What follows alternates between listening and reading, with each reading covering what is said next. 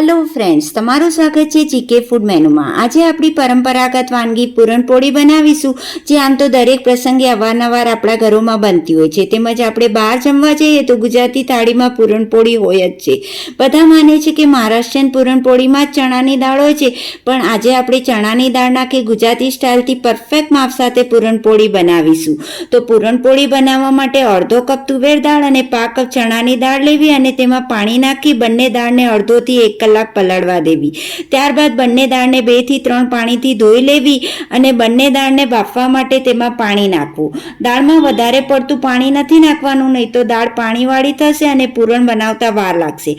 હવે બંને દાળને કુકરમાં વિડીયોમાં બતાવ્યા પ્રમાણે રાખી મીડિયમ ગેસ પર 5 થી 6 વિસલ મારી લેવી। 5 થી 6 વિસલ માર્યા બાદ કુકરમાંથી વરાળ નીકળી જાય અને કુકર ઠંડુ થઈ જાય તો તેને ખોલીને બાફેલી દાળને બહાર કાઢી લેવી। તમે જોઈ શકો છો આપણી બંને દાળ બફાઈ ગઈ છે। હવે બંને દાળને ચમચીની મદદથી મિક્સ કરી લેવી। તુવેર દાળ તો માત્ર હલાવાથી જ મિક્સ થઈ જશે, પણ ચણાની દાળને દબાવીને મેશ કરી લેવી। ચણાની દાળનો એક પણ દાણો આખો ન રહેવો જોઈએ। બંને મેશ કરેલી દાળને ભેગી કરી લેવી અને એક કડાઈમાં 2 ટેબલસ્પૂન ઘી ગરમ કરવું। ઘી ગરમ થાય એટલે તેમાં મેશ કરેલી દાળ નાખી મિક્સ કરી લેવું। દાળને મિક્સ કર્યા બાદ 1 થી 2 મિનિટ દાળને હલાવી લેવી અને ત્યારબાદ દાળ થોડી ગરમ થાય એટલે તેમાં અડધો કપ ગોળ અને પા કપ સાકર નાખી મિક્સ કરી લેવું। બંને દાળ મળીને પોણો કપ હતી તો તેની સામે મીઠાશ માટે ગોળ અને સાકર મળીને પોણો કપ લેવાના છે। ગોળ અને સાકરનું પ્રમાણ તમે ઓછું વધતું કરી શકો, પણ વધારે ગોળ નાખવાથી પૂરણનો કલર સારો થાય છે। હવે દાળને મીડિયમ ગેસ પર સતત હલાવતા રહેવું અને કડાઈની સાઈડમાંથી ચીપકેલા પૂરણને પણ તાવેતાથી સતત કાઢી મિક્સ કરતા રહેવું। દાળ નીચે કડાઈના તળિયામાં ન ચીપકે તે વાતનું ધ્યાન રાખવું। તે માટે બની શકે તો પૂરણ બનાવવા માટે જાડા તળિયાવાળી કડાઈનો જ ઉપયોગ કરવો।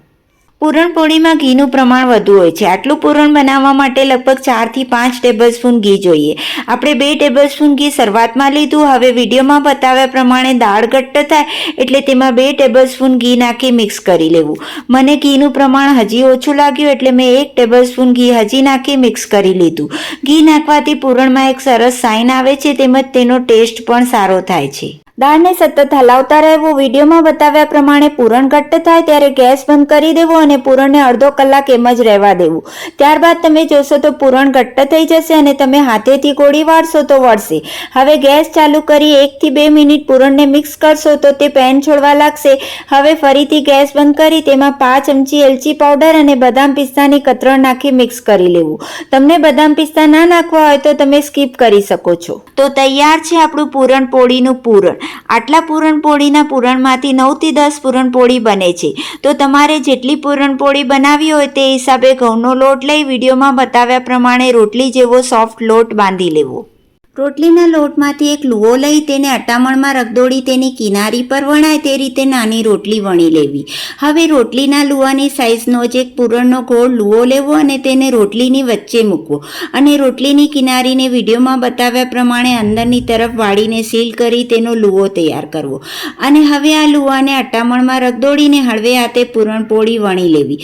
તમે નાની મોટી પૂરણપોળી તમારી ચોઈસના હિસાબે બનાવી શકો।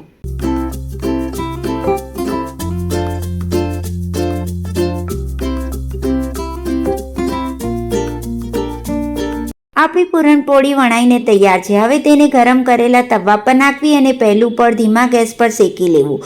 ત્યારબાદ ગેસ મીડિયમ આંચ પર કરવો અને પૂરણપોળીને પલટાવીને તેના પર ઘી લગાડીને ફરીથી તેને પલટાવી લેવી અને બીજી તરફ પણ ઘી લગાડીને શેકી લેવી। ઘણા લોકો પૂરણપોળી એમ જ શેકી લેતા હોય છે અને ઘી પછી નીચે ઉતારીને લગાડતા હોય છે। તમને તે રીતે શેકવી હોય તો તમે તે રીતે પણ શેકી શકો, પણ ઉપર ઘી લગાડીને શેકવાથી પૂરણપોળીમાં ટેસ્ટ સરસ આવે છે।